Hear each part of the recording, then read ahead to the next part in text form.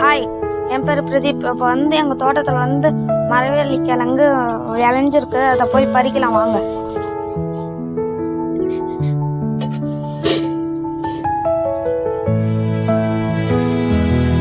ஏற்கனவே க்ளீன் பண்ணி விட்டுங்க, ஆனால் ரொம்ப கஷ்டமாக இருக்குது எடுக்கிறதுக்கு.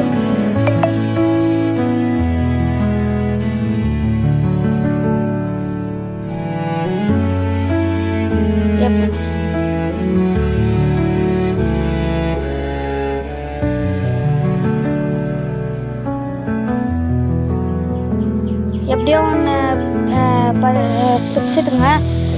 பறிச்சுட்டுங்க. இப்போ வந்து எடுத்துன்னு போய் இப்போ வந்து இது வந்து 4 கிலோ தேருங்க.